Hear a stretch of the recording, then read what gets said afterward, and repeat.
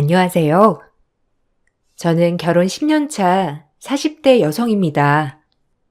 이곳을 통해서 많은 분들의 사연을 접하면서 세상에 정말 많은 사람들이 있구나 새삼 느꼈었는데요. 그저 평범할 것 같았던 저희 집도 얼마 전 큰일이 있었어요. 그때 일을 얘기해보고자 이렇게 글을 써보게 되었네요. 사실 저희 양가 부모님은 아버지는 모두 돌아가셨고 어머님들만 계시는 상황이었어요. 저희 아빠는 제가 결혼하기 얼마 전에 돌아가셨고 시아버지는 남편이 어릴 적 돌아가신 상황이었죠. 그러다 보니 결혼을 할 때도 양가 도움을 받기는 어려웠고 저희 스스로 준비를 해서 결혼했어요.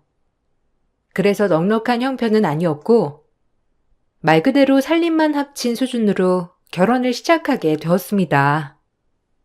그때 당시 남편은 꼭 자기는 성공을 하겠노라며 다짐을 했었어요. 예전에 아버지 돌아가셨을 때 말이야. 그때 엄마가 정말 꿋꿋이 버티시더라고. 아버지가 갑자기 돌아가셔서 펑펑 울어도 누가 뭐라고 안 했을 텐데 엄마는 한 번을 안 우셨어. 나중에 엄마 혼자서 새벽녘에 우시는 걸 보고서는 눈물이 없으셨던 게 아니구나 싶었거든. 그때도 난 꼭 성공해야지 다짐했었는데 이렇게 결혼을 하고 나니 그때 돌아가셨던 아버지는 얼마나 아쉬웠을까 생각이 드네. 그러니까 나도 예전에는 엄마가 참 고생이 많았지 생각했었는데 막상 결혼을 하려고 보니까 눈 감는 아빠는 얼마나 마음이 아쉬우셨을까 싶더라고. 우리가 넉넉하게 결혼을 준비하고 시작한 건 아니지만 언젠간 아버님들과 만날 수 있는 날이 오지 않을까 싶어. 어머님이랑 우리 엄마도 우리가 잘 사는 걸 바랄 테고 우리는 그 바람대로 잘 살아주면 될 것 같아. 난 정말 우리 가정 잘 살게 만들 거야. 어떻게든 성공해서 엄마도 장모님도 행복하게 사실 수 있도록 만드는 게 내 꿈이야. 아직은 힘든 일이 많이 있겠지만 노력하다 보면 점점 좋은 날들이 많아지겠지. 우리 포기하지 말고 잘 살자. 우리 엄마도 장모님도 같은 처지시잖아. 우리가 더 자주 뵙고 서로 의지하면서 버티다 보면 좋은 날이 올 거야. 그렇지? 아무리 결혼하면 우리 가정을 꾸리는 거라고는 하지만 우리 양가 어머님도 항상 잘 모시죠. 알았지? 그럼 우리 집에서는 당신을 사위라기보다는 아들이라고 생각하셔.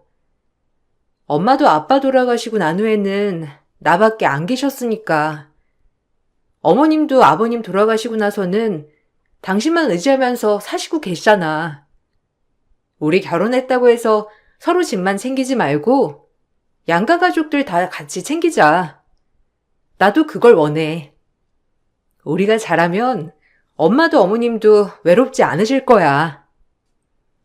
저희는 양가 가족 상황이 비슷했는데 둘 다 외동이었고 다른 가족 없이 엄마만 계셨죠. 다만 저희 엄마는 제가 클 때까지 아빠가 계셨지만 시어머님은 남편이 어릴 적부터 혼자 키우셨다는 게 달랐어요. 처음에는 양가 상황이 비슷하다 보니 방문하는 횟수도 비슷했고 행사가 있을 때 챙기는 것도 비슷했어요. 그렇지만 시간이 흐르면서 점점 차이가 나기 시작했습니다. 결혼을 하고 2, 3년이 흐르면서 남편은 친정은 뒷전이고 시댁만 살뜰히 챙기기 시작했어요. 그때는 저도 결혼하기 얼마 전에 시작한 사업을 적응하고 있었던 때라 엄마를 잘 챙겨드리지 못했는데 남편은 시어머니만 챙기더라고요. 처음에는 서운했지만 그래도 자식이 아니니 그럴 수 있다고 생각을 하고 넘어갔어요. 그렇지만 날이 갈수록 그 차이는 제가 느껴질 정도로 보였습니다.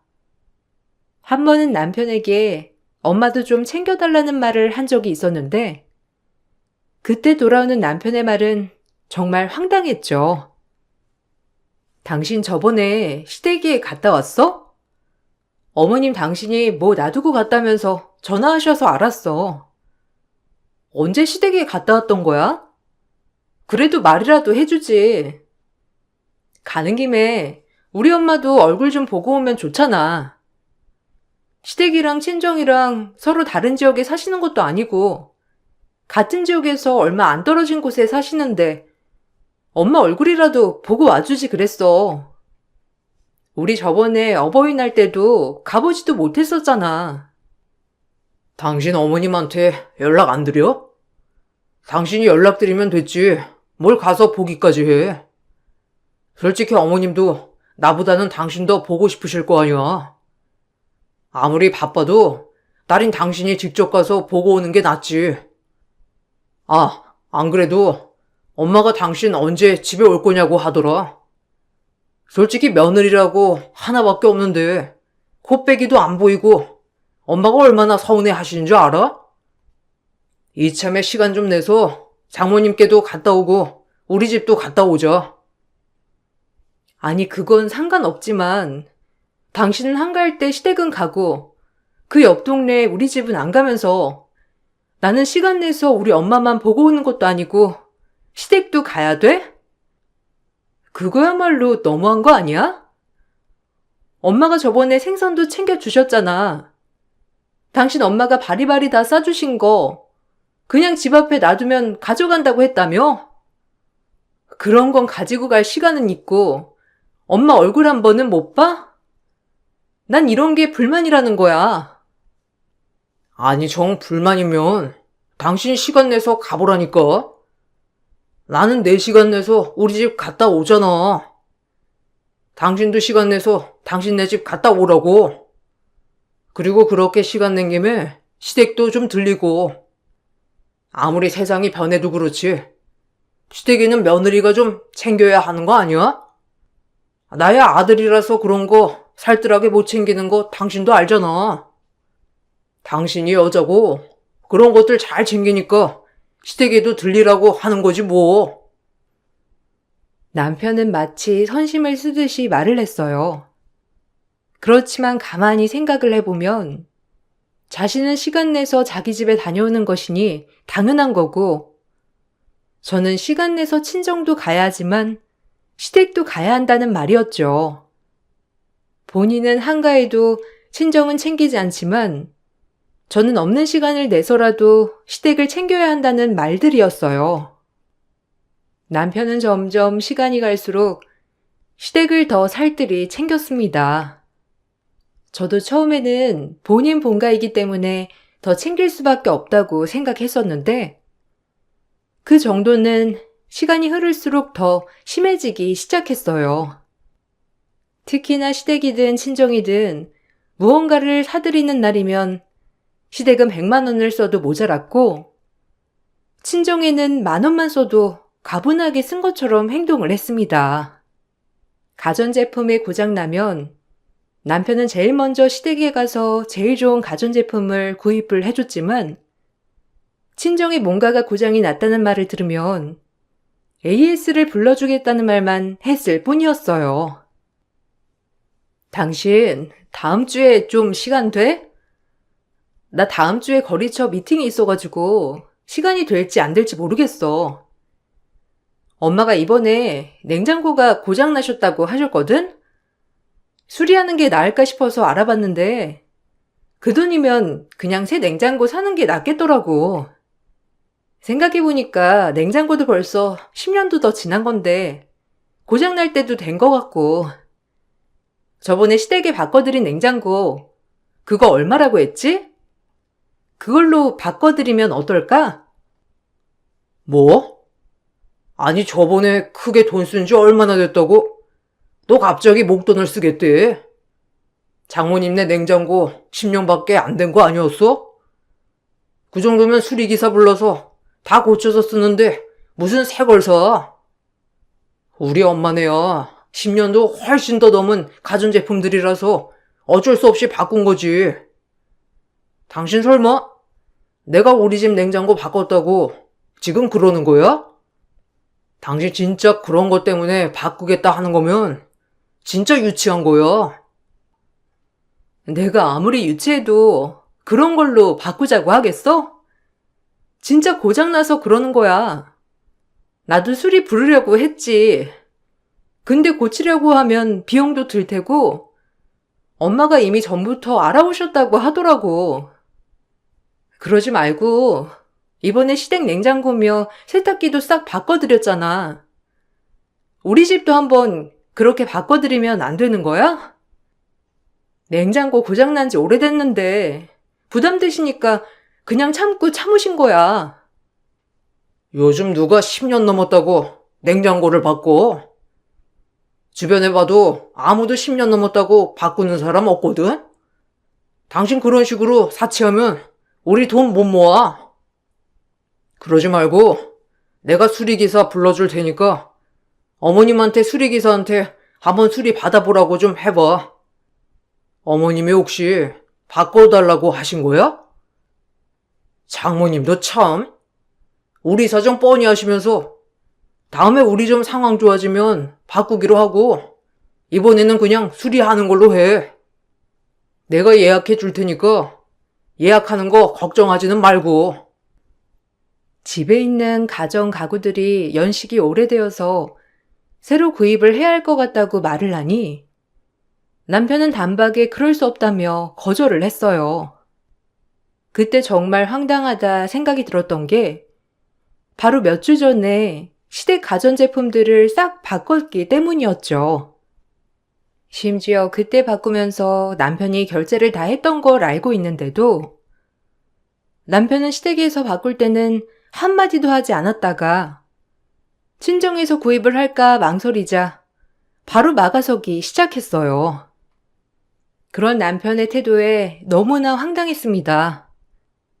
남편은 일반 회사원이었지만 저는 사업을 운영하고 있었어요. 유통 관련 사업을 시작했었는데 처음에는 적응이 쉽지 않았어요. 그러면서 저도 사업을 운영하고자 몇 년은 밤낮 없이 뛰어들었고 그러다 결혼 5년 차가 되고 난 후부터 사업이 잘 돼서 돈을 많이 벌게 되었습니다. 사업이 잘 되기 시작하니 직원들이 필요했는데 그때 마침 남편이 자신이 회사를 그만두고 같이 운영을 도와주겠다고 나섰었죠. 그렇게 남편은 사업이 잘 되고 나서 직장을 그만두고 본격적으로 사업에 뛰어들기 시작했습니다. 그런데 시모는 제가 그동안 열심히 노력하면서 사업을 키운 걸 알고 있으면서 남편에 대한 칭찬만을 늘어놓았어요.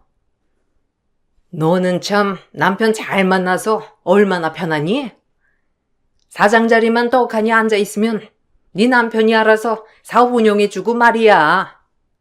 이렇게 자기 일 뒷전으로 하고 와이프 일 먼저 우선으로 처리하는 신랑이 어디 있다고 그래? 네 사업 지금 이렇게 잘 되는 거 다 우리 아들 덕인 거는 알고 있니? 우리 아들이 나서지 않았으면 그 사업이 지금처럼 컸겠어? 어머님, 남편이 도와줘서 저도 편하고 잘 일할 수 있는 건 사실이지만 그래도 남편이 들어오기 전부터 제가 잘 키워온 회사예요. 남편도 일 다 내팽개치고 제 일 나서서 도와주는 것도 아니고 본래 그만두려고 했던 걸 핑계대고 그만뒀다는 거 어머님도 아시잖아요. 그렇게 말씀하시면 정말 최선 다한 저는 너무 서운하죠, 어머님. 네가 서운할 게 뭐가 있어? 그 사업 우리 아들이 다 알아서 키운 건데 말 맞다나 아무리 세월이 흘러도 여자가 사업장 사장으로 있으면 그게 잘 되겠니? 하여튼 너도 참 문제다. 네 남편 잘한다 하는 걸 그냥 그대로 받아들이면 될 걸 아이처럼 질투하는 거니? 너도 열심히 사는 거 알지만 솔직히 우리 아들 아니었으면 지금 상황 만들 수 있었겠어? 엄마, 그만 얘기해.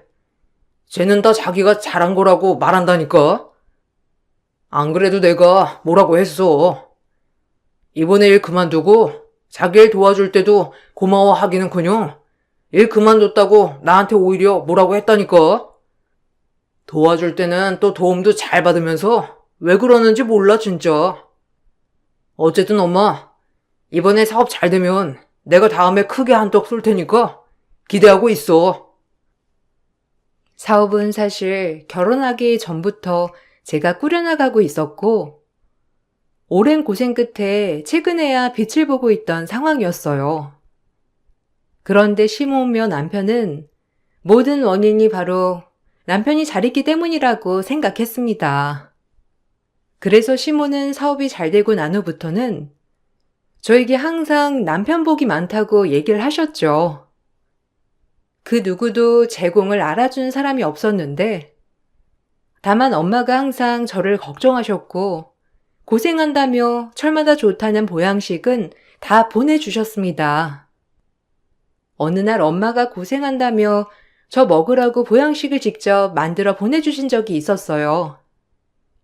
혼자서 애쓰는 제가 안타까워서 보내주신 건데, 제가 일을 하고 와서 먹으려고 냉장고를 열어보니 하나도 남아있는 게 없더라고요. 싱크대에는 먹다가 정리도 안 된 그릇들이 널브러져 있었는데, 방에서 쉬고 있는 남편에게 따져 물으니 시모를 불러서 같이 먹었다고 하더라고요. 정말 기가 막혔어요. 아니 요즘 엄마도 기운 없는 것 같고 그러길래 내가 같이 먹자고 불렀어. 근데 장모님은 진짜 너무 하신다. 그래도 나도 있고 그런데 좀 넉넉하게 만들어서 보내주시지. 왜 당신만 먹을 정도로 만들어서 보내주신 거래? 엄마랑 나랑 먹는데 너무 모자라더라. 엄마도 불렀는데 얼마나 민망했는지 알아? 나는 또 당신이 장모님이 보양식 보내주셨다고 하길래 엄청 많이 해주신 줄 알았잖아. 당신은 당신 어머니 부를 생각은 하면서 우리 엄마는 부를 생각은 안 했어? 그거 솔직히 나 요즘 기운 없다고 엄마가 나 먹으라고 보내준 건데 그걸 왜 당신이 먹어? 아니 당신이 먹더라도 나한테 말이라도 해야 하는 거 아니야? 요새 나 아파서 골골거리는 거 당신도 다 봤잖아. 다 봤으면서 어떻게 그걸 홀라당 다 먹어버릴 수 있냐고. 진짜 너무한 거 아니야? 와, 당신이야말로 너무한다. 당신만 일해? 나도 일하잖아. 나도 같이 일하면서 고생하고 있는데 당신은 아프니까 더 고생하는 거고 나는 안 아프니까 고생 안 하는 거라는 거야, 뭐야? 당신이야말로 너무한다. 당신은 운동도 안 하고 자기 관리도 잘 안 하니까 맨날 그렇게 아픈 거야. 이런 거 먹는다고 몸이 좀 나아지기라도 하겠어? 운동을 해야지. 그리고 고작 이거 조금 먹는 거 가지고 이 난리를 피우는 거야? 어떻게 고작 그거 조금 먹은 거라고 할 수 있어? 그거 엄마가 나 아프니까 몸보신하라고 정성스럽게 다 만들어서 보내주신 거야. 어떻게 그런 말을 해? 그리고 먹을 거였으면 애초에 나한테도 물어봐야 하는 거 아니야? 당신이 몰랐던 것도 아니고 엄마가 나 먹으라고 보내주셨다는 거 당신 다 알고 있었잖아. 그리고 어머님도 부를 거였으면 나한테 말을 해줬어야지. 아, 됐어. 내가 밖에 나가서 그것보다 더 좋은 보양 음식 사다가 놓을 테니까 그만해. 뭘 그렇게 중요한 거라고 이 난리야? 당신 진짜 이상한 거 알아? 엄마가 아들 집에 온다는데 당신은 왜 이렇게 예민해? 그렇게 따지면 나도 장모님한테 너무하다고 할 수 있는 거야? 장모님은 우리 집 상황도 모르고 이렇게 보양식 조금만 보내주시는 건 생각도 안 하시는 거 아니야? 제발 좀 별것도 아닌 거에 유난 떨지 마. 남편은 같이 사업을 하면서 고생하는 처지에 제가 저 혼자 일을 하는 것처럼 군다면서 예민하다 말을 했어요. 전 그런 걸로 서운한 것이 아닌데도 남편은 제가 하는 모든 말들이 예민하고 유난 떤다며 말을 잘라버렸습니다. 그래도 사업을 하면서 혼자서 아등바등 하는 것보다 남편과 같이 일을 하니 누군가와 의논할 수 있다는 건 좋은 일이더라고요. 남편과 애틋하게 결혼 생활을 했던 것은 아니었지만 그래도 같이 사업을 일구면서 열심히 생활을 했어요. 그렇지만 늘 양가 어머님들이 끼게 되면 마치 편을 가른 것처럼 시댁 친정으로 나뉘게 되더라고요. 명절날은 그 전날부터 어머님께서 명절 음식은 꼭 해야 한다며 저를 부르셨어요. 열심히 명절 음식을 하고 나서 다음날 아침 친정에 가보려고 하니까 갑자기 남편이 거래처에 일 터진 것 같다면서 금방 갔다 오겠다고 하더라고요. 저도 같이 가겠다고 했는데 남편은 그래도 명절인데 시어머니랑 같이 있어달라며 부탁을 하고 갔어요. 일찍 오겠다던 남편은 저녁이 다 되어서야 시댁으로 돌아왔습니다. 일은 잘 해결했어? 어디 거래처에서 일 생긴 거래?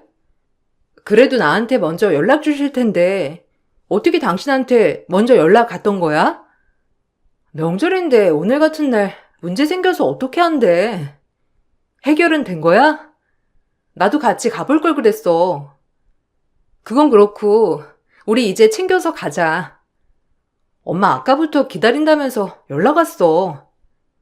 오늘 점심에 오는 줄 알고 기다리시다가 점심도 그냥 대충 드셨다고 하시는데 가서 같이 저녁이라도 먹자. 지금? 아니, 바로 가자고? 나는 우리 집에서 얼마 안 있었잖아. 그리고 일 해결하느라고 나도 정신없어서 점심도 겨우 때웠어. 그러지 말고 오늘은 여기서 자고 내일 일찍 처가에 가자. 장모님도 지금 우리가 가면 늦고 챙기려고 하시면 피곤하시잖아. 오늘은 가도 너무 늦으니까 어차피 바로 옆인데 내일 가는 건 어때? 그래, 이제 다 늦어가지고 어딜 간다는 거니? 아들도 이제 일 정리하고 왔는데 지친 기색으로 처가 가면 장모님이 잘도 좋아하시겠다. 일 이제야 처리했다고 하는데 너는 무슨 일하다가 바쁜 애한테 바로 가자고 해. 그냥 오늘은 여기서 저녁까지 해결하고 가. 너네 엄마한테도 얼른 말하렴. 말하면 다 이해해 주실 거야. 아니, 그래도 바로 옆 동네인데 오래 걸리지도 않는데. 그럼 아까 낮에라도 연락을 해주지 그랬어. 나는 당신 금방 끝난다고 하길래 금방 올 줄 알고 엄마한테 조금만 기다리라고 한 게 지금 이 시간이야. 낮에 나라도 갔다 왔지 그러면.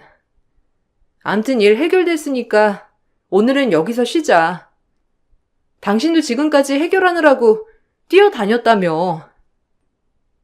남편은 늦은 시간 돌아오고 너무 지치고 힘들다면서 바로 저희 집에는 못 갈 것 같다고 말을 꺼냈어요. 점심 되기 전부터 나가 저녁이 될 때까지 바쁘게 뛰어다니다가 온 남편이 한편으로는 이해가 됐지만 홀로 기다리고 계실 엄마도 너무 걱정이 되었죠. 근데 나중에 알고 보니 그게 다 거짓이었어요. 거래처에 갑자기 일이 생기긴 했지만 1시간도 안 돼서 다 마무리가 되었고 바로 집에 올 수 있었던 상황이었는데도 그러지 않았던 거였어요.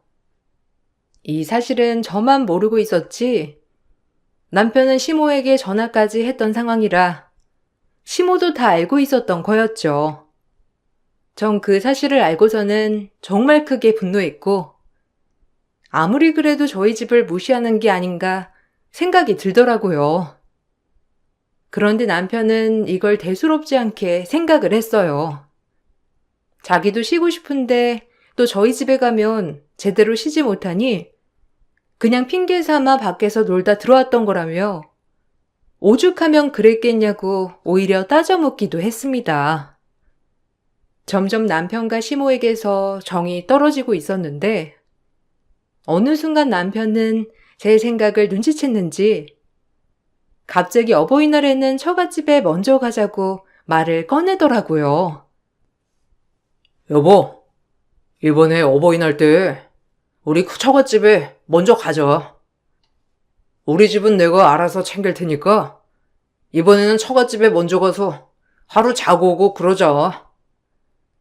안 그래도 장모님한테 해드린 것도 없고 이래저래 신경도 많이 쓰였는데 이참에 가서 사이 노릇도 좀 하고 당신도 엄마랑 시간도 보내고 그러면 좋을 것 같아. 당신은 어떻게 생각해? 나야 그래주면 너무 고맙지. 웬일이야? 당신 항상 당신네 집에만 가자고 했었잖아. 작년 어버이날 때도 당신 어머님이랑 같이 시간 보내야 한다면서 나 데리고 꼭 시댁에 갔었는데 어떻게 올해는 달라? 근데 그렇게 하면 어머님이 괜찮아 하실까? 안 그래도 지난번에 왜 이렇게 집에 안 오냐면서 전화 왔었잖아. 일 바쁘다고 했는데도 어머님 엄청 서운해 하시던데? 아, 그건 내가 알아서 할 수 있어. 이번에 장모님이랑 술 한잔 해야 되겠다. 나도 사람인데 다 생각이 있지. 솔직히 나는 장모님이 사회생활도 계속 하셨고 장인어른도 돌아가신 지 얼마 안 됐잖아. 그래서 장모님은 괜찮으실 거라고 마냥 생각했던 거야. 근데 생각해보니까 장모님도 우리 엄마랑 똑같으니 엄마처럼 외롭고 힘드실 수도 있겠다 싶더라고. 올해부터는 우리 양가 번갈아 가면서 가자. 당신 갑자기 철들었어? 엄마한테 이 말 해주면 진짜 좋아하시겠다. 맞아. 엄마 요새 엄청 외로워 하시거든. 안 그래도 아빠 돌아가시고 나서 혼자서 아등바등 생활하시느라고 정신 없으셨는데, 이제는 일도 다 정리하시니까 그래서 더 적적해 하시는 것 같더라고. 주변에 친구분들도 안 계시고, 그러니 기댈 곳이라곤 딸내미 나 하나뿐인데 나도 바쁘니까. 고마워 당신. 그렇게 생각해 주는 줄 몰랐네. 저는 갑자기 친정을 챙기려고 하는 남편의 태도를 보면서 놀랍기도 하고 고마운 마음이 들었어요. 남편이 순간 철이 들었나 보다 생각을 했었죠. 어버이날이 다가오면서 저는 양가 어머님들 선물을 고민했어요. 특히나 이번 어버이날은 저희 집에 가기로 했어서 시모께는 어떤 선물을 보내드려야 하나 고민을 많이 했었어요. 그런데 남편은 자신이 다 알아서 한다면서 아무것도 신경 쓸 필요 없다고 하더라고요. 전 걱정된 마음으로 시모께 연락을 드렸는데 통화하는 목소리가 전보다 훨씬 밝으셨어요. 어머님, 남편한테 혹시 들으셨어요? 올해는 저희 집에 좀 가보려고요. 요새 엄마가 기운도 많이 없으시고 우울해 하시는 것 같아가지고요. 그래서 전날이나 그 전주에 쉴 때 한번 가보려고 하는데 어머님은 괜찮으세요? 아니면 어버이날 저희 집 갔다가 다음날 어머님 댁에 갈게요. 어머님 드시고 싶으신 거 드시러 가요. 아이고, 아니야. 진정에 가서 편하게 푹 쉬다가 와. 안 그래도 사돈께서 요즘 기운이 없으시다고 하길래 뭐 보양하실 거라도 보내드려야 하나 내가 고민하고 있었는데 사돈께서는 요새 뭘 좀 잘 드시니? 나이 들수록 먹는 건 잘 챙겨서 먹어야 돼. 그리고 우리 집은 올 필요 없으니까 걱정하지 말고 진정해서 푹 쉬다가 와. 알았지?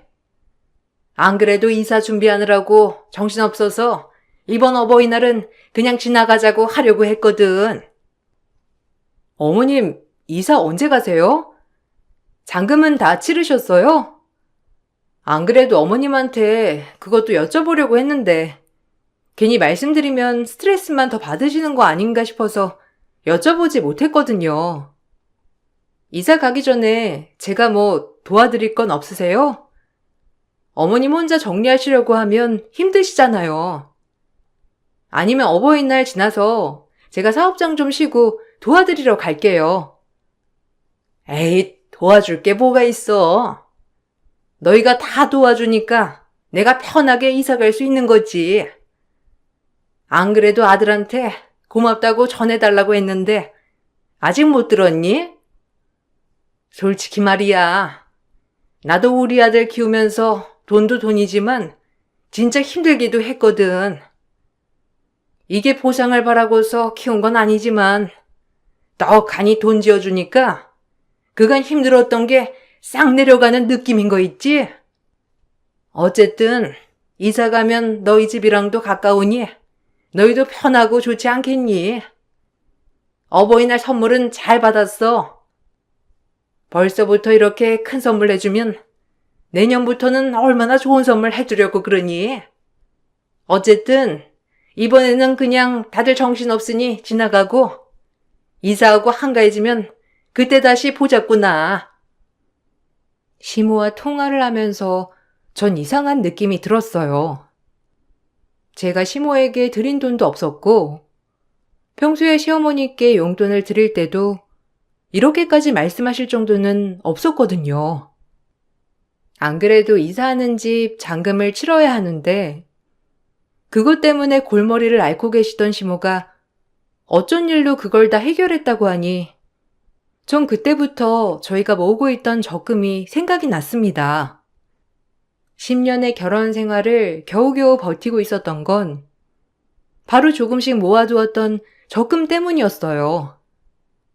순간 지난달 적금이 만기되어서 남편이 자기 거래하는 은행에 좋은 적금이 있다며 본인 명의로 넣어두겠다고 했던 게 기억이 났어요.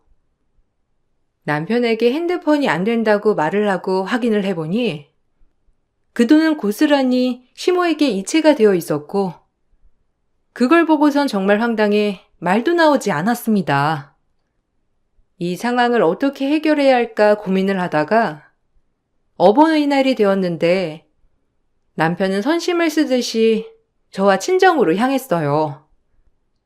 친정이 도착하자마자 남편은 복분자주를 사왔다면서 엄마를 모시고 자리에 앉았습니다. 장모님 하나밖에 없는 사이가 주는 약주 한 잔 받으세요. 안 그래도 장모님 고생 많이 하셨는데 이렇게 시간 보내드리지 못해서 죄송했습니다. 장모님께는 제가 정말 감사한 것도 많고 죄송한 것도 많아요. 그런 거 이제 다 잊고 새로 다시 출발하는 마음으로 장모님께 술 한 잔 올리겠습니다. 이 복분자주가 8,000원이나 하더라고요. 원래 2,000원 소주 마시는데 특별히 우리 장모님 위해서 제가 사와 봤습니다. 그래, 우리 하나밖에 없는 사이가 처음이자 마지막으로 주는 술 어디 한번 받아보지. 안 그래도 자네 우리 집 오면 내가 해줄 말들이 정말 많았는데 이제는 그런 말들을 할 필요가 없어진 것 같아서 참 아쉽네. 이 술은 이게 마지막이니 더 이상 안 받을 테니까 자네는 이제 짐 싸서 집으로 가. 더 이상 연기할 필요도 없고 우리 집에 올 필요도 없고 우리 딸이랑 같이 살 필요도 없네. 아니 장모님 갑자기 왜 그러세요? 제가 너무 오랜만에 와서 장모님 서운하셨구나. 죄송해요. 제가 워낙 바빠서요. 장인어른도 사업하셨으니 장모님은 더 잘 아시잖아요. 사실 사장은 우리 와이프지만 일은 남자가 거의 다 해야 하는 거 장모님도 아시죠? 그래서 제가 정말 바빴어요. 앞으로는 장모님 뵈러 자주 올 테니 너무 서운해하지 마시고 사위 술도 받으세요. 내가 자네 지금까지 어쩌고 다니는지 전혀 모를 거라고 생각했나? 더 이상 우리 집에 자네 있을 곳은 없으니 이만 집에 가. 우리 딸 사업에서도 손 떼고 우리 집에서도 이제 더 이상 자네 사이로 생각 안 할 거니까 그만해. 지금까지 참아왔던 건 자네가 좋은 사람이라서 참은 게 아니라 단지 우리 딸 남편이라서 참은 거야? 그런 거 뻔히 알면서도 어떻게 우리 딸 뒤통수 칠 생각만 내? 그러고도 자네가 남편이야? 지금 하고 있는 사업도 우리 남편이 하던 사업 딸이 물려받아서 하는 건데 막말로 자네가 그 사업하는데 공들인 게 뭐가 있다고 하는 거야? 그 사업으로 번 돈 집에 다 퍼다 주고 우리 딸은 그 생고생하면서 돈 벌어다 주는 거야? 나 더 이상은 그 꼴 못 보니까 이제 그만해. 사실은 엄마는 모든 상황을 다 알고 계셨어요.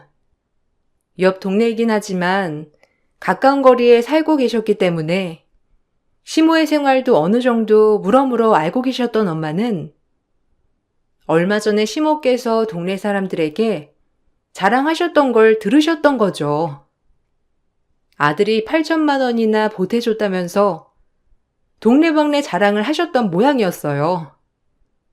엄마는 그렇게 큰 돈이 갑자기 어디서 났나 싶었는데 제가 알고 나서 고민을 하다 엄마에게 사실을 털어놓으니 그 돈이 그 돈이구나 알게 되셨던 거였어요.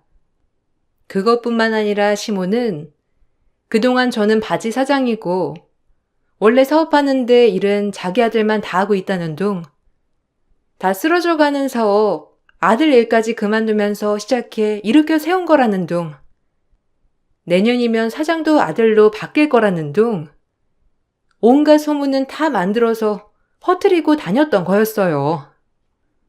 엄마는 그래도 저를 위해서 참고 있었는데 돈까지 갖다 바치고 있으니 더 이상은 참을 수 없다 생각을 하셨습니다. 그 뒤로 엄마는 저를 데리고 오셨고 바로 이혼 소송을 할 수 있게 도와주셨어요.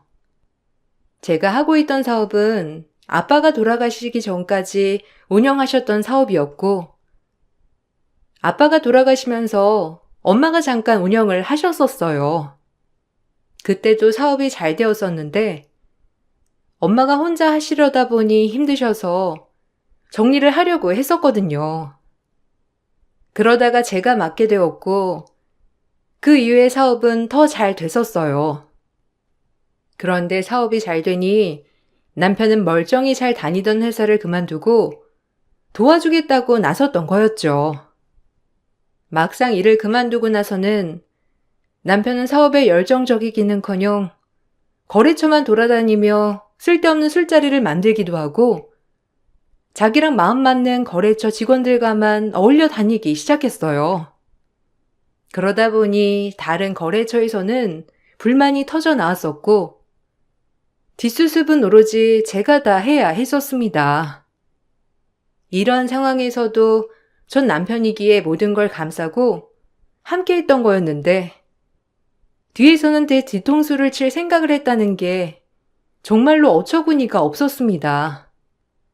전 그동안 적금으로 모았던 모든 돈을 상의도 없이 시댁에 보냈다는 것과 거래처 매출을 개인적으로 받고 사용했다는 것 등을 근거로 이혼을 청구했습니다.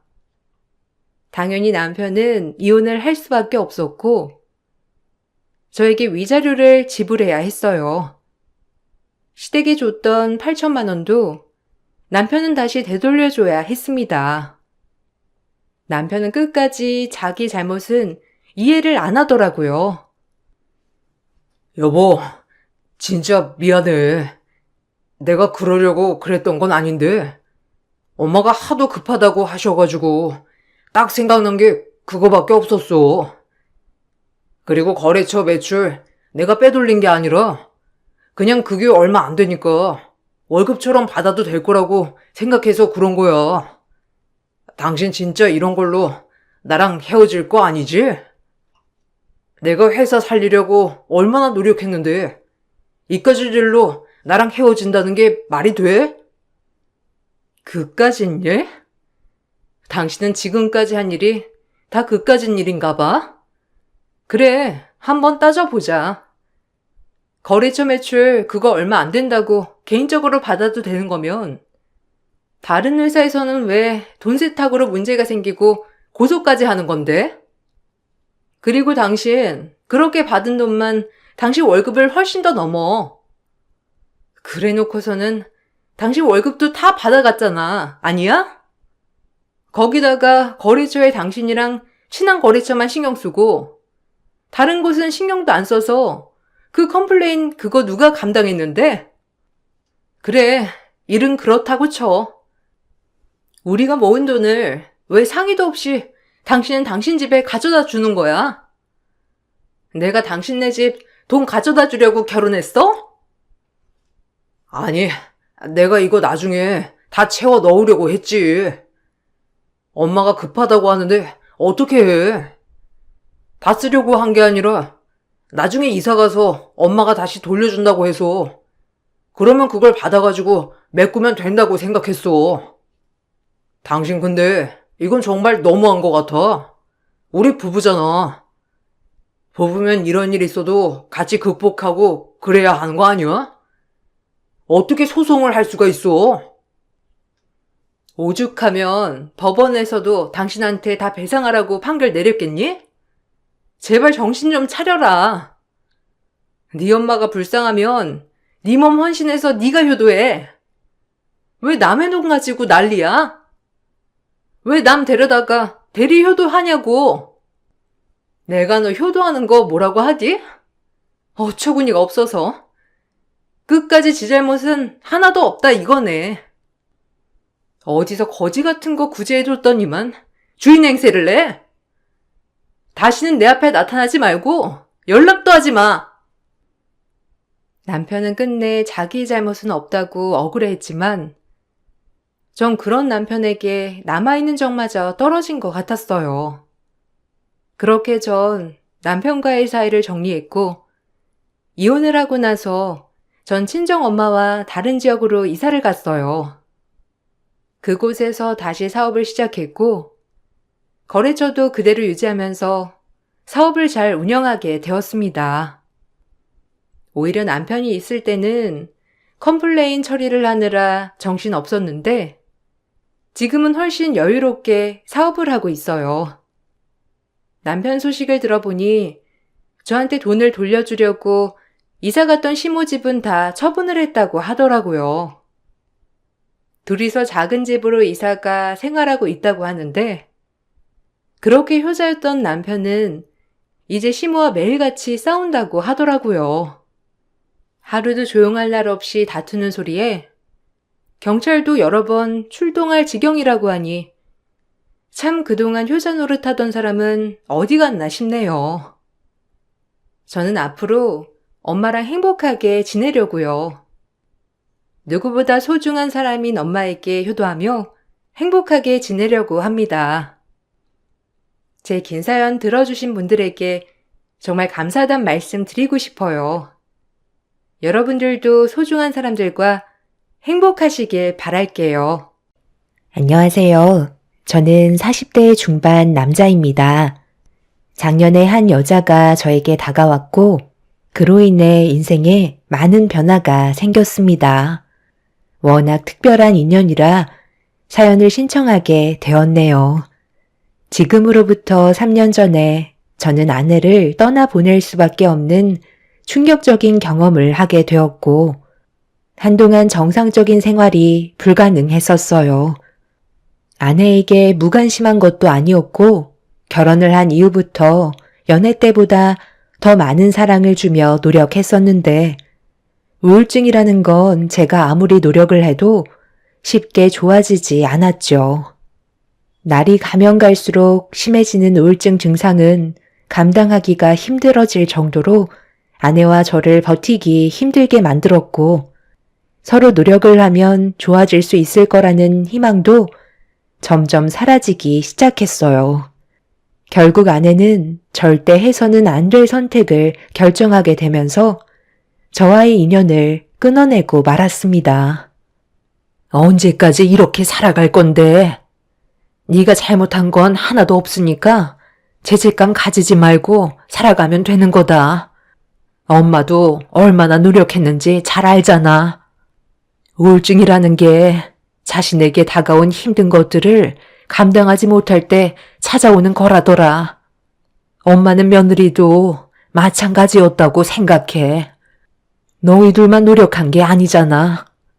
양가 집안 전체가 며느리 우울증 하나 고쳐보려고 얼마나 많은 시간을 쏟아 부었니? 그런데 임신이 안 되는 걸 우리가 어떻게 해줄 수는 없는 거였잖아. 안 해본 방법 없었고 할 수 있는 건 전부 다 했다. 그런데도 임신이 안 되는 건 어쩔 수 없는 거였잖아. 가족들 전부 다 아이를 안 가져도 괜찮다고 몇 번이나 설득을 시켰지만 결과적으로는 달라지는 건 하나 없었다. 오히려 우울증만 심해졌잖아. 병원에서도 최대한 안 좋은 현실에서 빠져나오도록 노력해야 된다고 하지 않았어?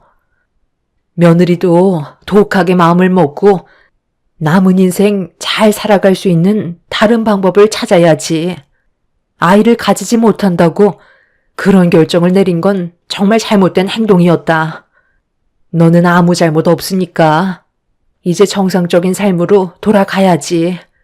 언제까지 이렇게 살아갈 수는 없는 거잖아. 이러다 엄마까지 어떻게 되는 거 보고 싶은 거니?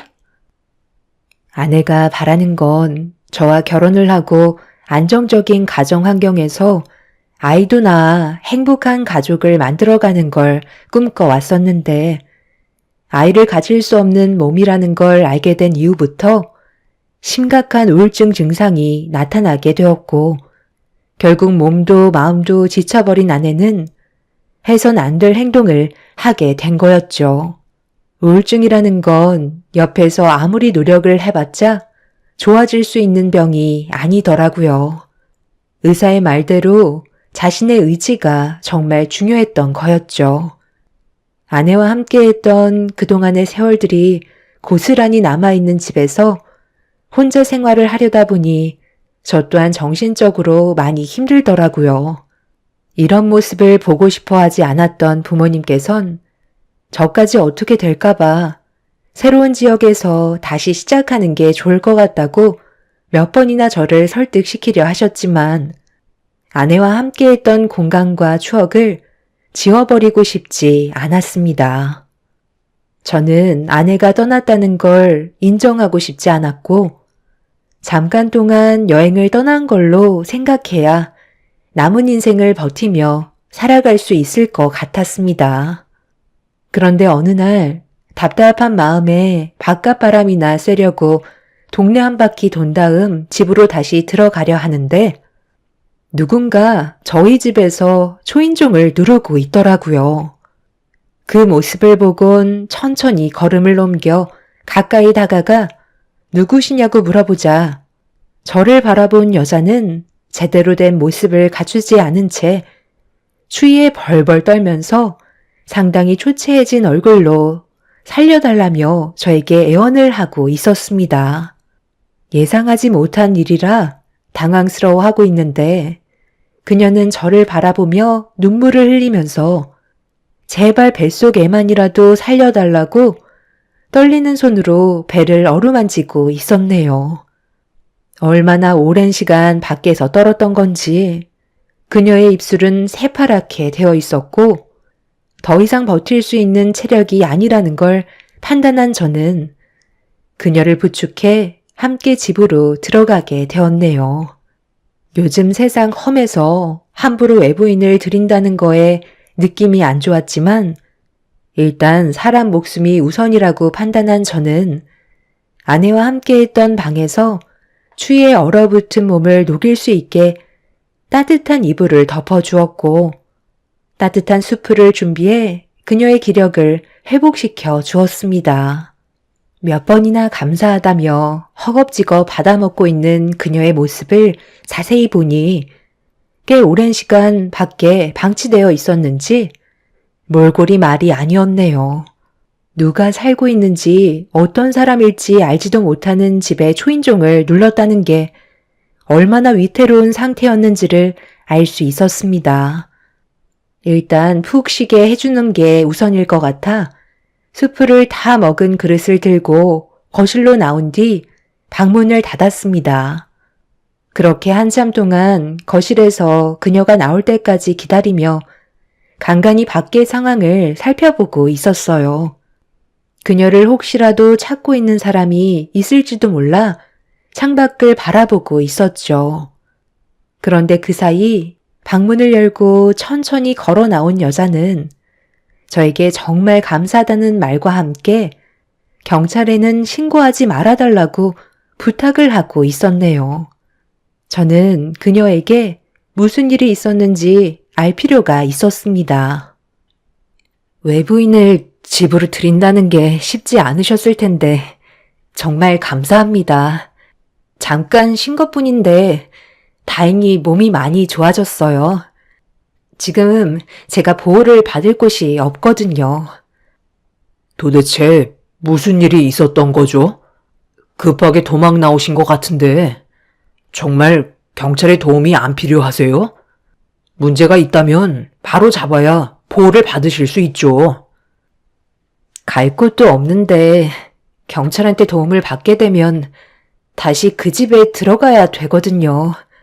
그렇게 된다면 저는 또 오래 버티지 못하고 도망쳐 나올 수밖에 없을 거예요.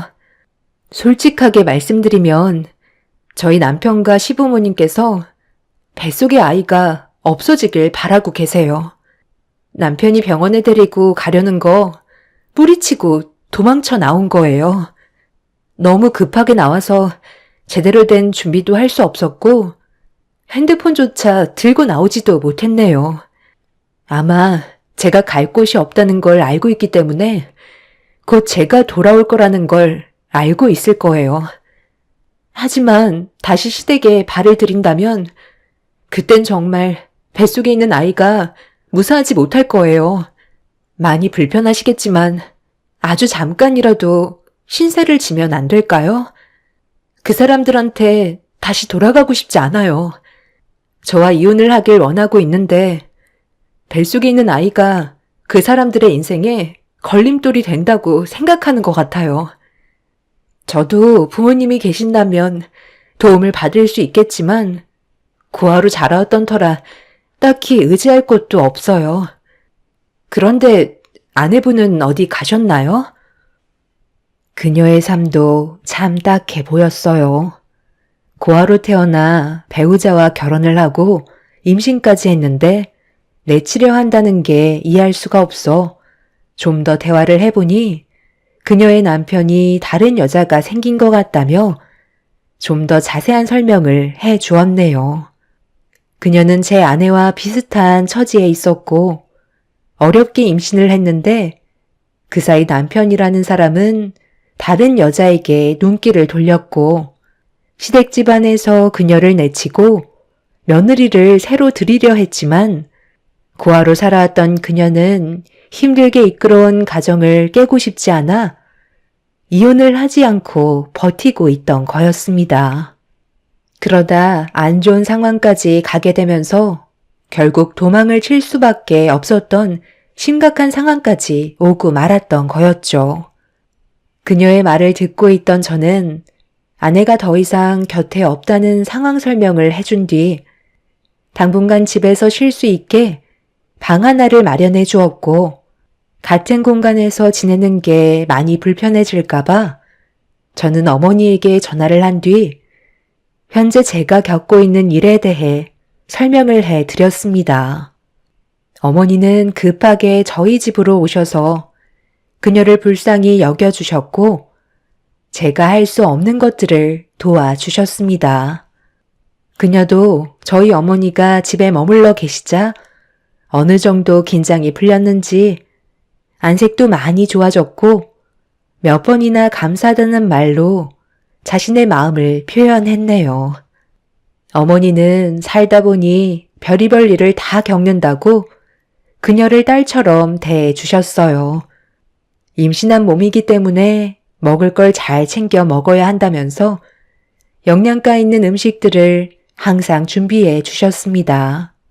그녀는 제 아내가 사용하던 물건들과 옷들을 입었는데 만약 아내가 세상을 떠나지 않고 임신한 몸이었다면 어떤 모습이었을지 상상을 하게 만들 정도로 그녀의 모습에서 아내의 모습이 제 눈에 자주 보이게 되었네요. 그녀를 언제까지 보살펴 줄 수 없다는 걸 알고 있었지만 머물러 있는 동안만큼은 최선을 다했고 그렇게 지내다 보니 눈 깜짝할 사이에 몇 달이 훌쩍 지나가 버렸습니다. 그런데 어느 날 함께 모여 식사를 하고 있는데 밖에 누가 왔는지 초인종을 눌렀길래 아무 생각 없이 문을 여는 순간 저는 그녀의 남편과 얼굴을 마주하고 말았네요. 저기 죄송한데요. 뭐 좀 하나 여쭤봐도 될까요? 이 동네 근처에서 임신한 여자가 도움을 요청했었다는 소식을 접해서 지금 찾고 있거든요. 그 사람이 제 아내인데 몇 날이나 지났는데 아직까지 집에 들어오지 않아서 혹시 보셨는지 해서요. 아무것도 안 가지고 나가서 멀리 가지는 않았을 것 같은데 아시는 것 좀 있으세요? 글쎄요. 임신한 여성분들이 한두 명도 아니고 제가 그런 걸 일일이 신경 쓰면서 다닐 정도로 한가한 사람은 아니거든요. 그런데 방금 하신 말을 들어보면 그 여성분이 그쪽한테서 도망친 것 같은데 무슨 이유가 있는 건가요? 아무것도 안 가지고 나가신 거 보면 위험을 감지했다는 건데 저 같으면 알아도 알려주지 않을 것 같은데요. 이쪽 동네에서는 그런 사람 본 적 없으니까 다른 마을에 한번 가보시죠. 저는 더 할 말 없을 것 같으니 이만 문 닫겠습니다. 잠깐만요. 방금 제 눈에 좀 익숙한 게 들어왔는데 좀 비켜주시겠어요?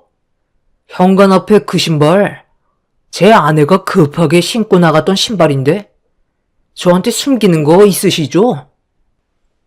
그녀가 신고 온 신발이 그녀의 남편 눈에 들어왔는지 저희 집안으로 들어오려 하고 있었어요. 그 남자가 그녀를 찾아다닐 거라곤 생각조차 못했지만 신발을 숨겨야 된다는 건 더더욱 생각하지 못했었죠. 그 남자는 확실하게 자기 아내의 신발이 맞다면서 저를 강하게 밀치고 들어오려 하길래 저는 그 남자를 저지하면서 남의 집에 함부로 들어오면 주거 침입죄라고 현관 앞에서 몸싸움이 벌어지고 말았네요. 그렇게 서로 막말까지 퍼부으면서 난리를 치던 순간 갑자기 그 남자 뒤에서 팔 하나가 불쑥 들어와 제 머리채를 잡더니 어디서 거짓말을 하냐고 저를 강하게 밀쳤고 중심을 잃으며 뒤로 넘어진 순간 한 노인네와 그 남자가 순식간에 거실로 들어와 버렸습니다. 결국 그녀는 그 사람들의 눈에 들어왔고 그 남자는 그녀의 팔을 강하게 잡은 뒤 당장 집으로 돌아가자며 엄청나게 화가 난 표정으로 그녀를 노려보고 있었습니다. 저는 급하게 일어나 그녀의 팔을 잡고 있던 남자의 팔을 낚아챈 뒤 한마디 했네요. 가기 싫다는 걸 왜 억지로 끌고 가려는 건데? 그쪽이 싫다잖아.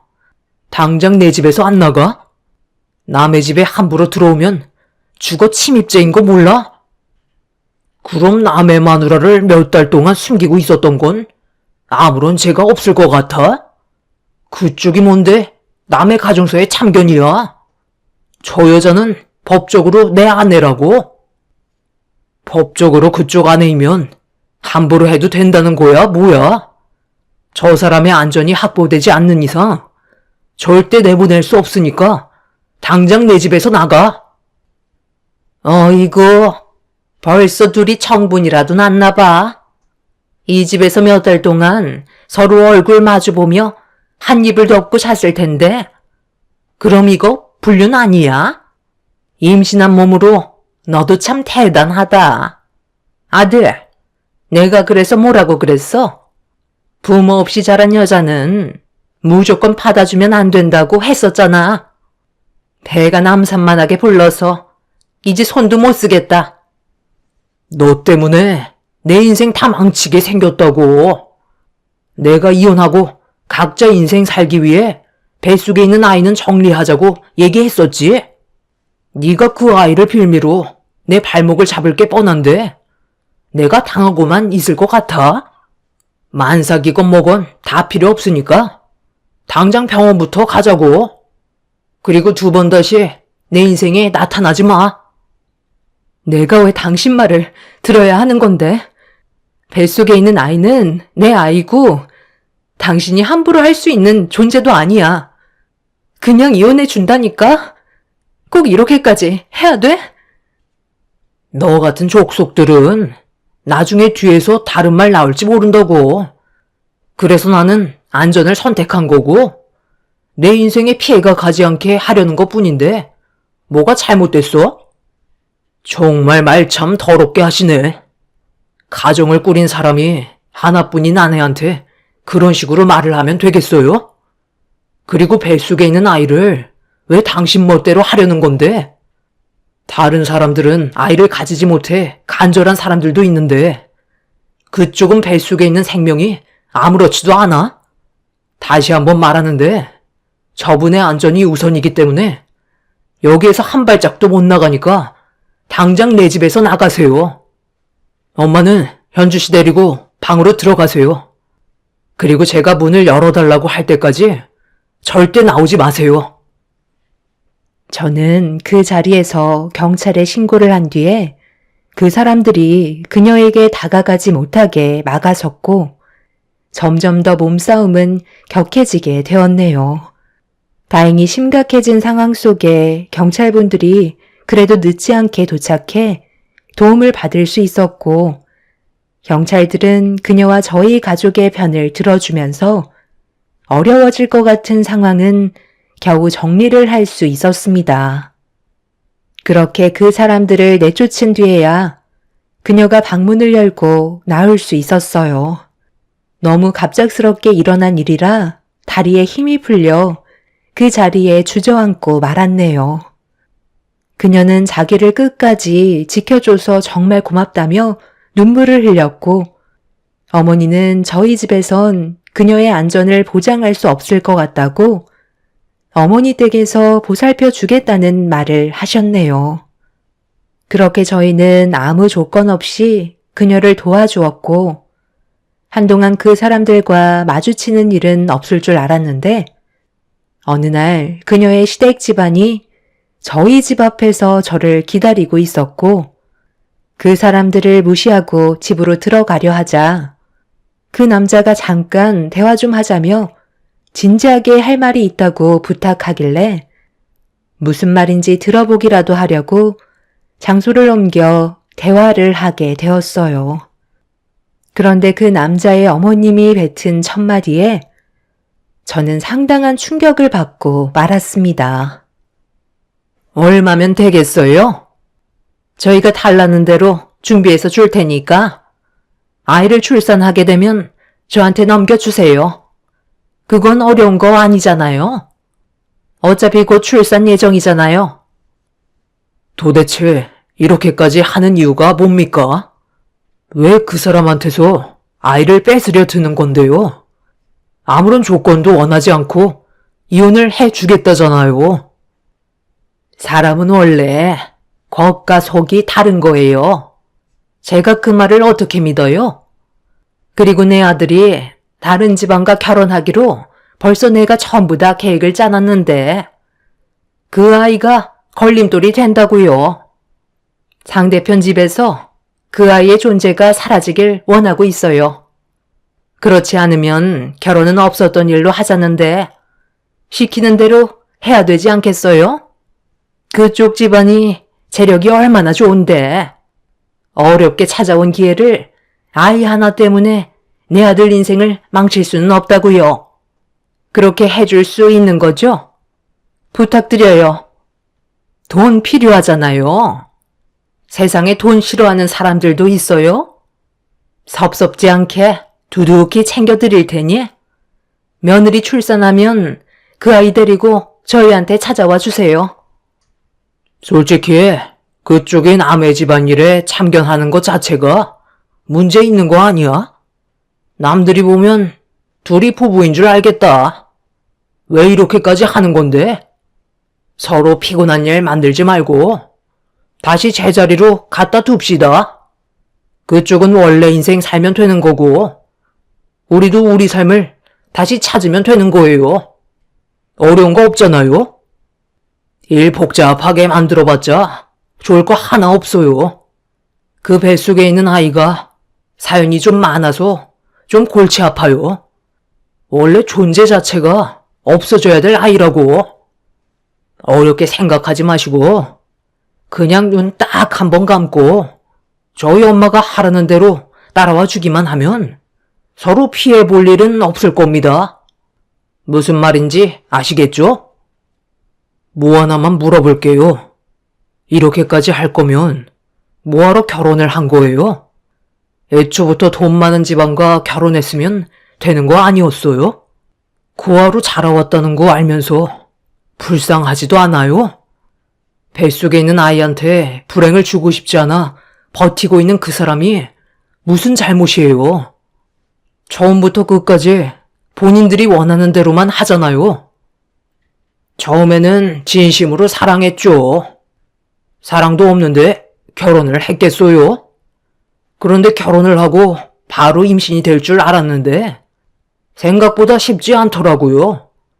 그래서 정말 많은 방법을 찾아서 해봤는데 좋은 소식이 없다 보니 저도 지치게 되었고 저희 부모님께서도 실망을 많이 하셨죠.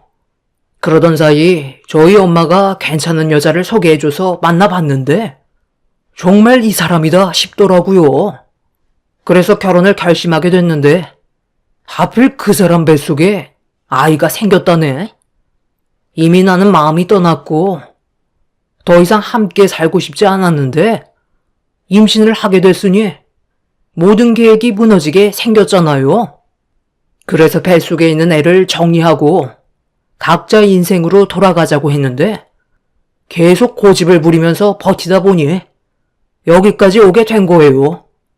저희가 왜 이렇게까지 하는지 어느 정도 이해되셨죠? 저한테 그 애 넘겨주면 저희 엄마가 알아서 그 사람 몰래 찾지 못하는 곳에 두고 온다고 하니까 걱정하지 마시고 최대한 자연스럽게 데리고 나올 수 있는 방법만 생각하세요.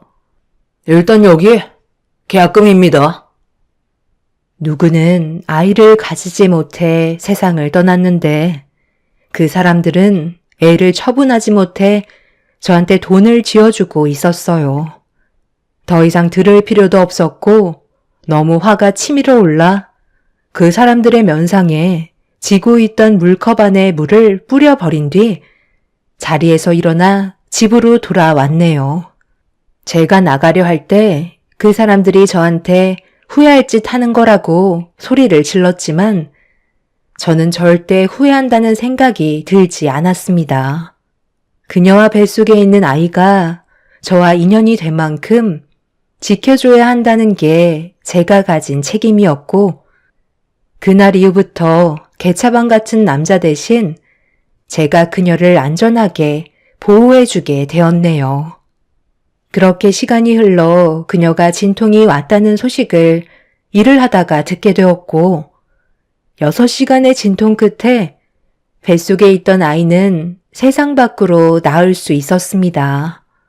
저는 그녀의 남편도 아니고 그저 도와준 사람일 뿐이었지만 태어난 아이를 본 순간 저도 모르게 눈물이 흘렀고 새 생명이 탄생하는 기적이 얼마나 아름다운 건지 느낄 수 있었습니다.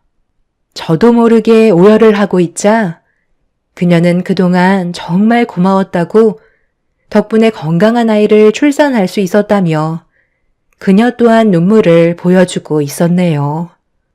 그날 이후 저희 부모님 옆에서 산후조리를 받게 되었고 어느 정도 회복이 되자 그녀는 아이를 저희 부모님께 맡긴 뒤 그 사람들과의 인연을 끊기 위해 찾아갔지만 이혼이 생각보다 쉽지 않았는지 많은 어려움을 겪고 있었습니다.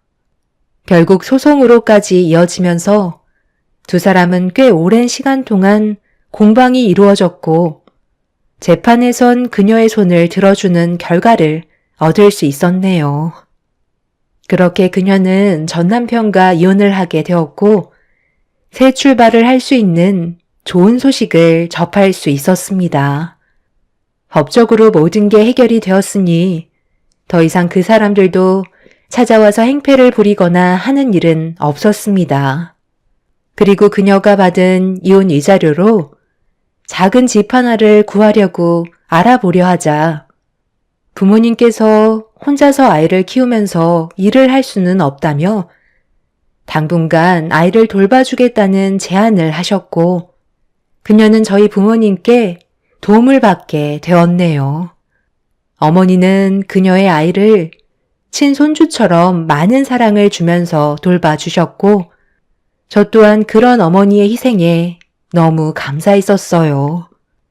그렇게 잘 지내고 있던 어느 날 모두가 함께 모여 식사를 하고 있는데 그녀가 생각지도 못한 말을 꺼내었고 저희는 그녀의 행동에 너무 놀라 말을 이어나가지 못하고 있었네요.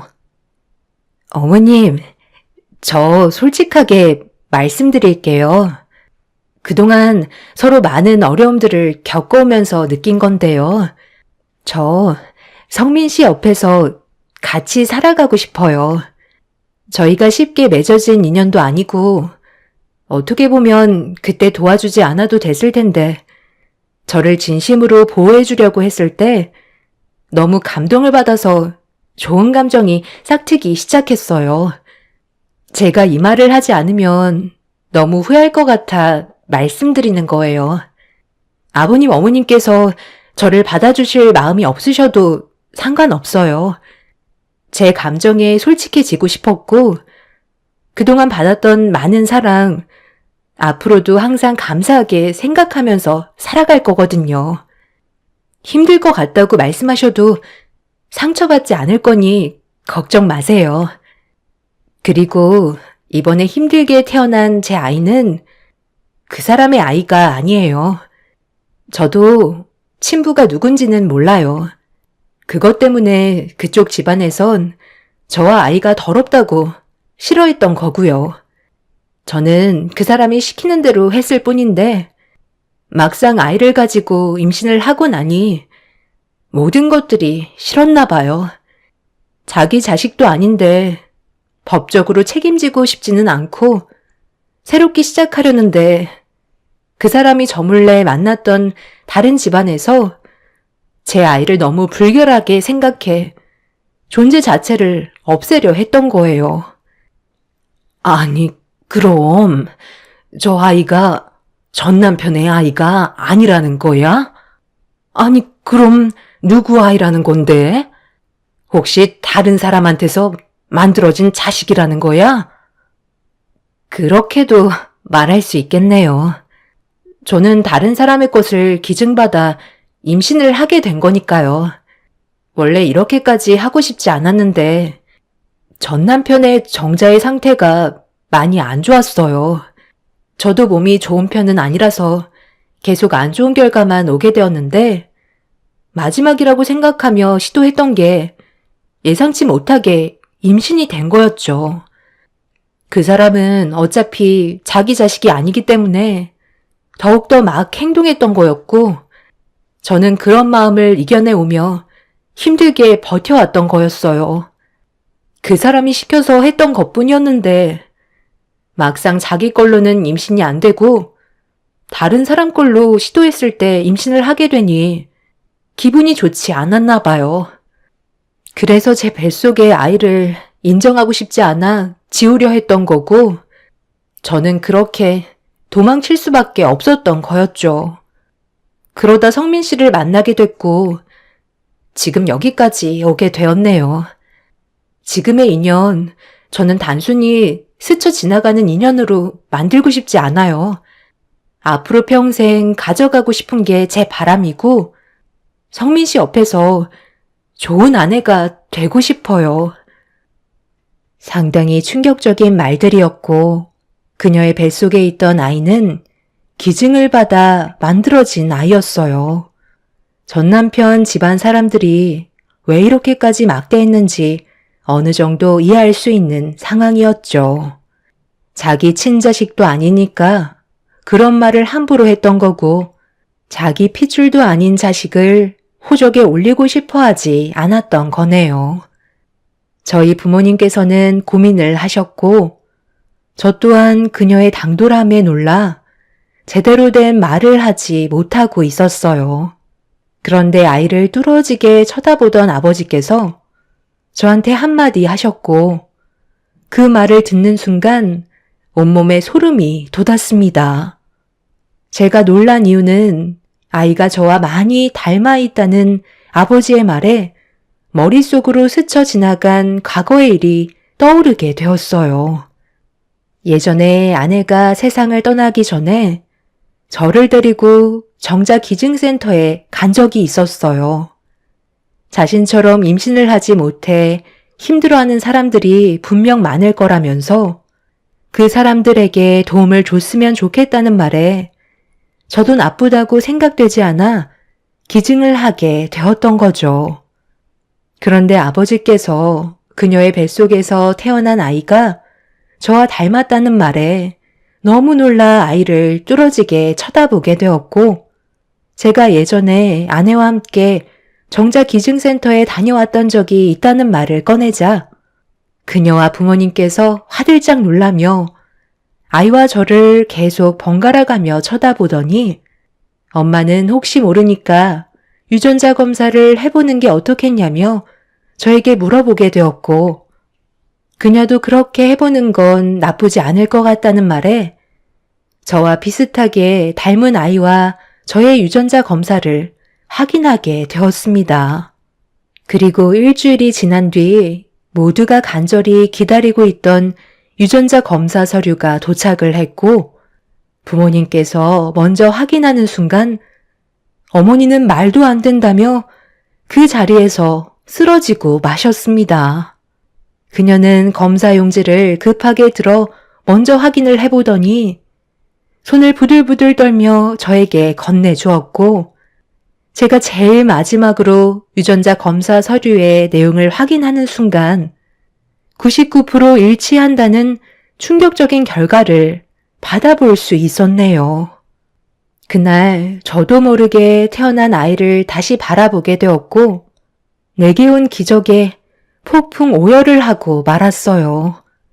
기증센터에 많고 많은 정자들 중에 하필 제게 그녀에게 도달을 했던 거고, 세상 밖으로 나온 아이가 제 품에 안겨있던 거였네요. 이런 인연이 만들어졌다는 게 너무 신기하고, 아직까지도 저를 보며 웃고 있는 아이가 제 아이라는 게 믿어지지가 않습니다. 그녀와 저는 현재 결혼을 했고 행복한 가정을 꾸리며 살아가고 있어요. 만약 그때 아내의 말을 듣지 않았다면 이런 기적 같은 일은 벌어지지 않았겠죠. 살면서 많은 경험을 했지만 제 인생에 찾아온 꿈만 같은 기적에 하루하루 감사하며 살아가고 있는 중입니다. 특별하게 찾아온 그녀와 제 아이를 위해 평생 행복하게 잘 살아가도록 하겠습니다. 여러분들께서도 저희 가족에게 많은 응원의 한마디 해주시면 정말 감사하겠습니다.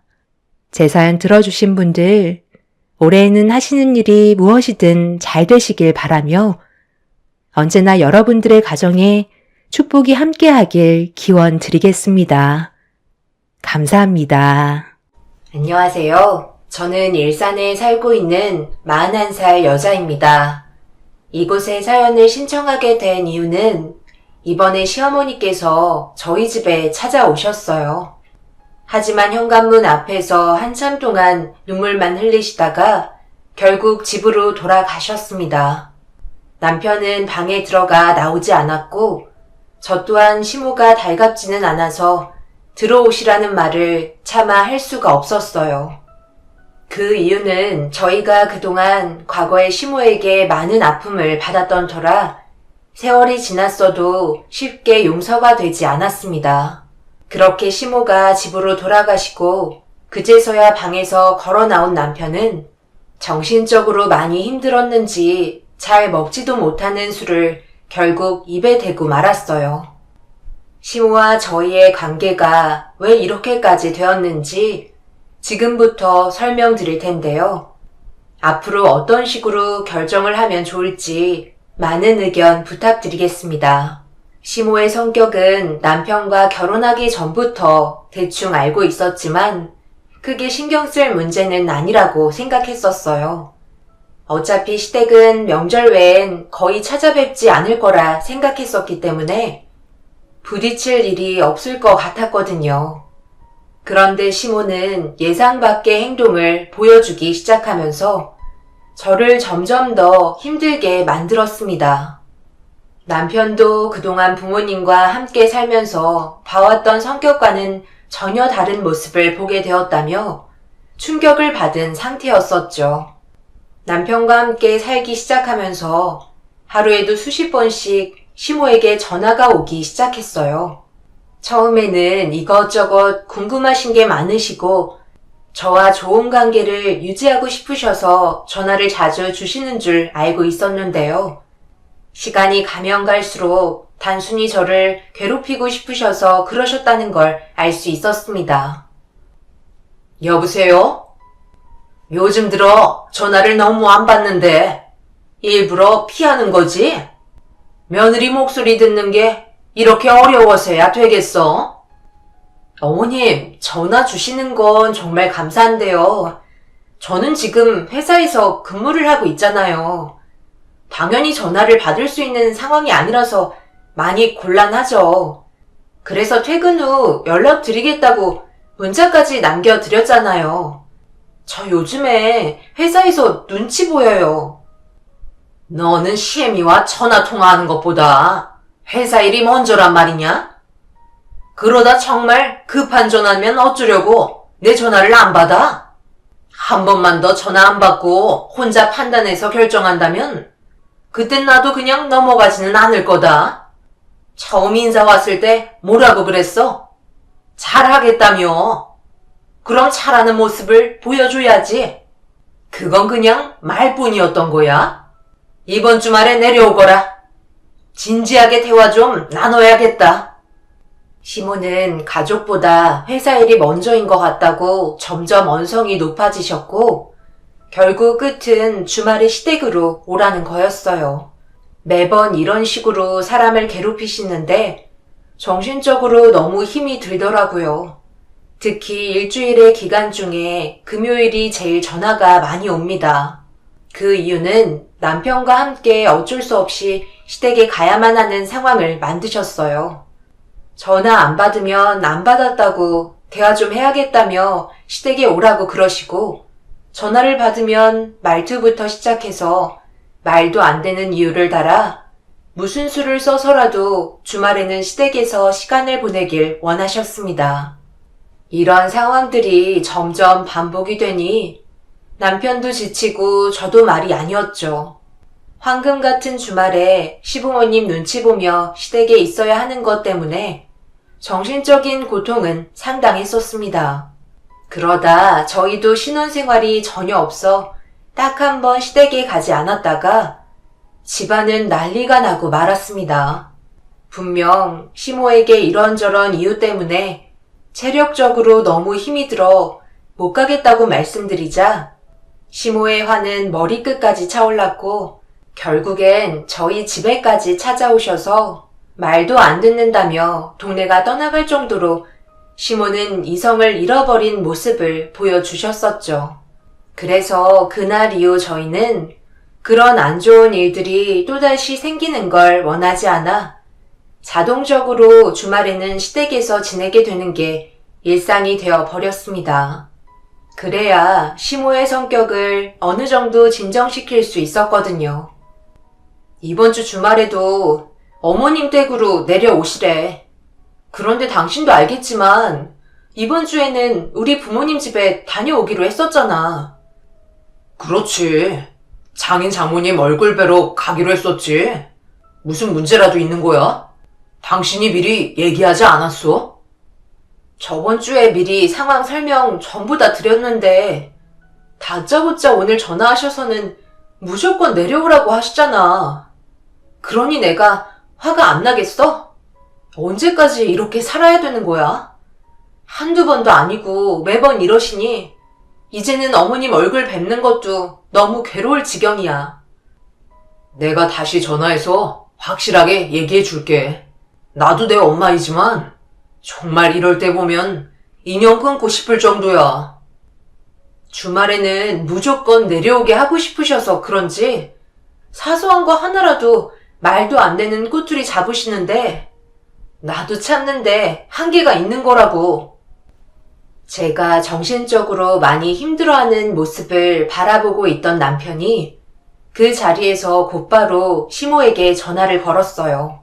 그리고 잠시 뒤 수화기에서 시모의 목소리가 들려오기 시작했고 남편이 침착하게 다시 상황을 설명하고 있는데 아무 말 없이 듣고 계시던 시모가 갑자기 저랑 통화하겠다며 바꿔달라고 하시길래 남편 선에서 마무리 지으려 했지만 시모는 집으로 찾아오기 전에 당장 전화 바꾸라는 말에 어쩔 수 없이 저에게 전화를 건네주게 되었고 수화기에서 들려오는 시모의 말에 제 얼굴은 하얗게 질려 버렸습니다. 그냥 콧말 없이 조용히 내려오면 될 것을. 그걸 꼭 내 아들한테 일러 바쳐야 마음이 후련하니? 그래서 네가 얻는 게 뭔데? 어머님, 저도 사람이에요. 한계라는 게 있잖아요. 저번 주에 충분히 설명드렸었는데 꼭 이런 식으로 나오셔야 됐어요? 저번 주에 얘기했다고 해도 일정은 오늘도 바뀔 수 있는 거 아니니? 그래서 지금 내려오지 않겠다는 말이야? 이런 기분으로 어머님 댁에 웃으면서 들어갈 수 없는데 제가 왜 그런 손해를 보면서까지 점점 더 안 좋은 상황을 만들어야 하죠? 저희 부모님 얼굴 못 뵌 지 꽤 돼서 이번 기회에 다녀오려 한 건데 그게 그렇게 잘못된 건가요? 더 이상 어머님과 대화 나누고 싶지 않아요. 시모는 대화를 주고받고 있던 도중 갑자기 전화기를 끊어버리셨어요. 저희도 지칠 대로 지쳐버려서 좋은 말이 나오지 않았었죠. 그런데 생각지도 못한 일이 터지고 말았고 늦은 새벽 시간에 찾아오신 시모가 쉬지 않고 초인종을 누르시길래 잠도 덜 깬 상태에서 일단 현관문부터 열어드리는 게 좋을 것 같아 급하게 문을 여는 순간 시모는 갑자기 제 머리채를 잡으시더니 거실 중앙까지 끌고 가셔서 패대기를 치셨습니다. 저희는 시모가 늦은 시간에 집으로 오실 거라곤 전혀 생각하지 못한 상태라 이런 상황이 당황스럽기만 했어요. 시모가 이렇게까지 화가 나신 이유는 주말에 시댁으로 내려오지 않겠다며 대들었다는 이유 하나 때문에 제 머리채를 잡으셨던 거였고 잠시 뒤 시부도 저희 집으로 들어오셨습니다. 알고 보니 시부를 뿌리치고 저희 집으로 달려오신 거였네요. 이 사람이 꼭 이렇게까지 해야 됐어? 하지 말라고 몇 번이나 얘기했었잖아. 애들 잘 지내고 있고 잘 시간이니까 나중에 다시 만나서 당신이 불만이 있었던 걸 얘기하던지 아니면 아침에 전화하라고 했는데 내 말을 이렇게까지 무시하고 안 좋은 상황을 꼭 만들어야 마음이 풀리는 거야? 당신이 도대체 며느리한테 원하는 게 뭔데? 왜 이렇게 못살게 구는 거냐고? 내가 이렇게까지 하든 말든 당신이 무슨 상관이야? 참견하지 말라고 했잖아. 어디서 어른한테 한마디 치려하지 않고 대들고 있어? 오라고 하면 오면 될 것을. 그게 그렇게 불만이었던 거야? 안 되겠다. 너 짐 싸서 우리 집에 들어와라. 네? 저희 생활도 있는데 갑자기 그런 말을 하신다고 해결될 문제가 아니잖아요.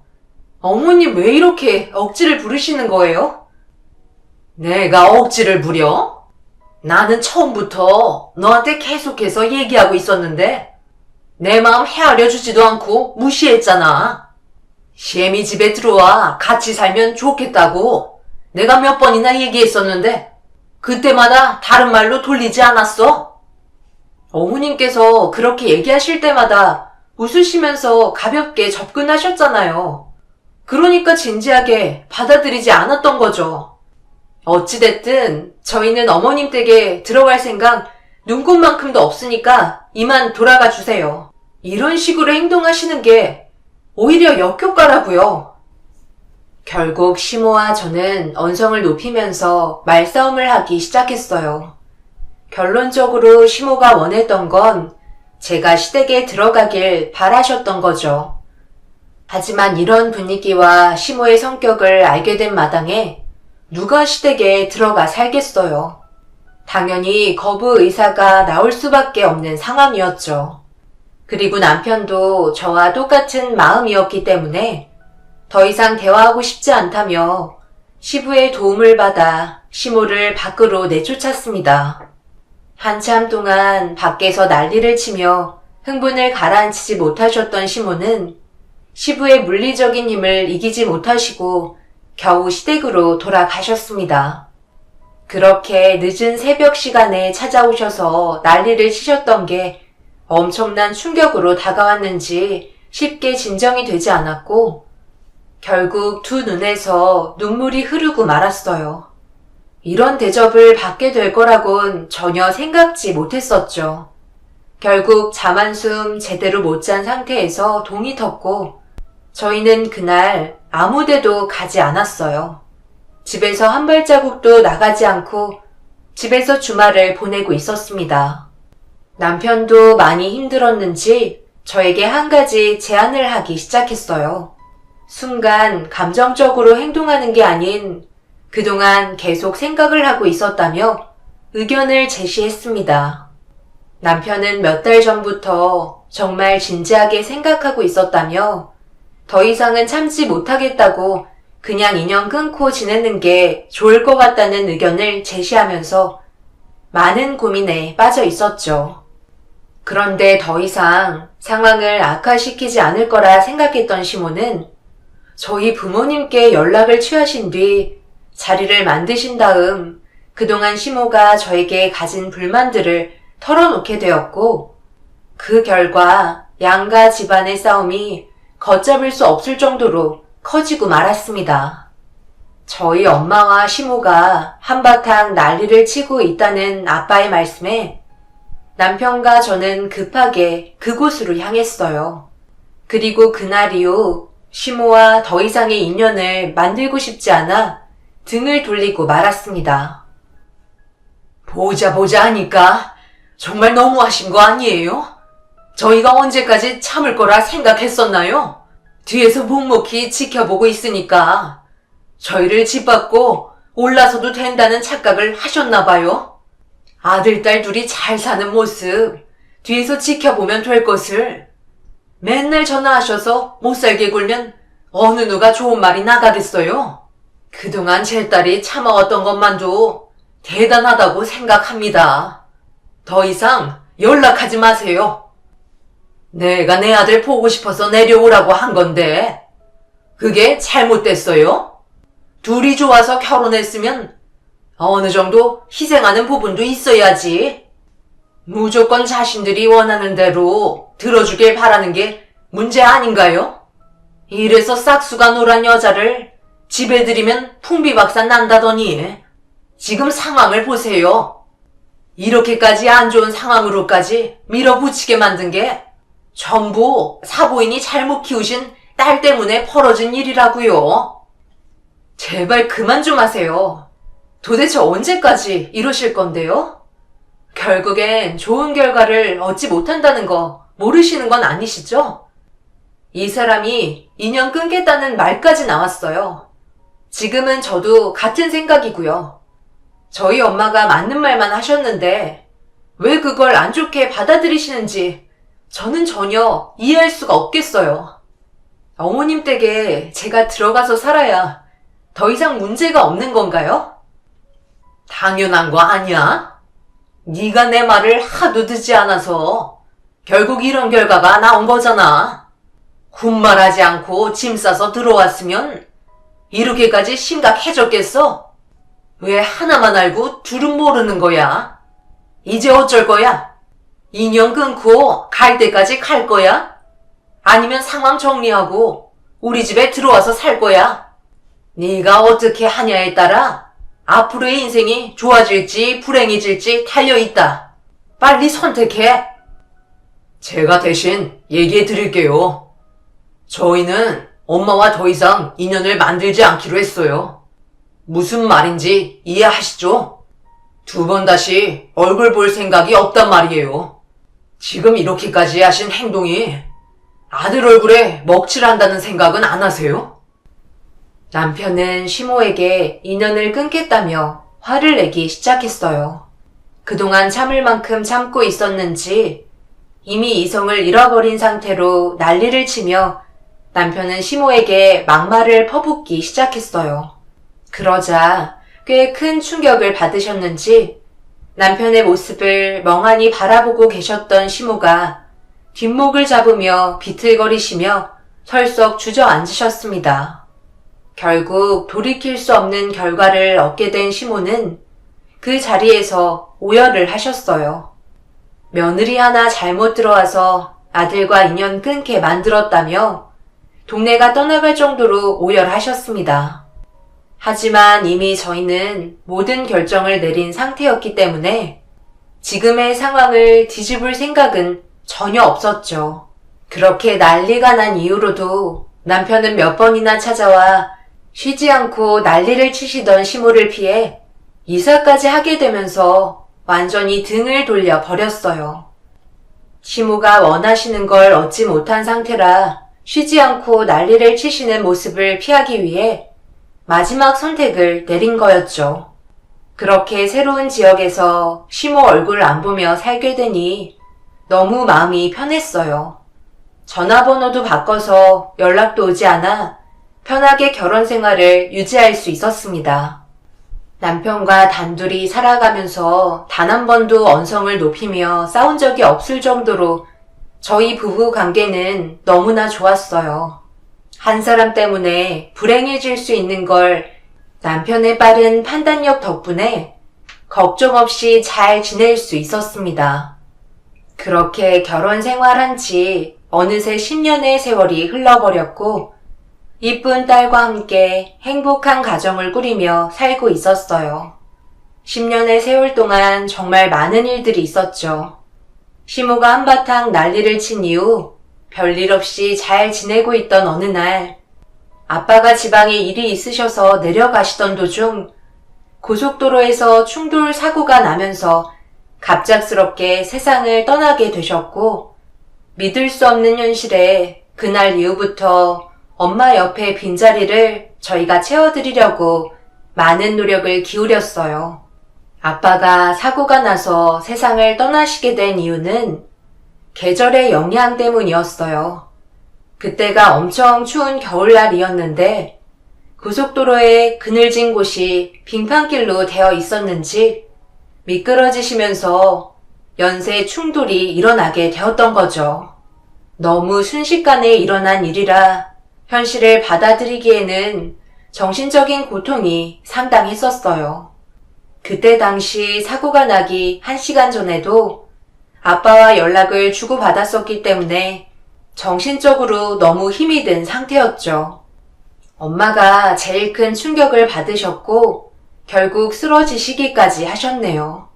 그래도 시간이 약이라고 아빠가 세상을 떠나신 상태에서 남편과 제가 적극적으로 빈자리를 채워드리려 많은 노력을 기울이며 살다 보니 순식간에 10년이 흘러버렸던 거죠. 아빠가 떠난 이후 그동안 홀 엄마로 지내오시면서 저희가 채워드리지 못할 외로움도 많으셨던 것 같았어요. 얼굴 표정을 보면 금방 알 수 있을 만큼 엄마의 우울증은 점점 더 안 좋아졌어요. 저희가 많은 노력을 했지만 결과적으로 부족함을 많이 느끼고 계셨죠.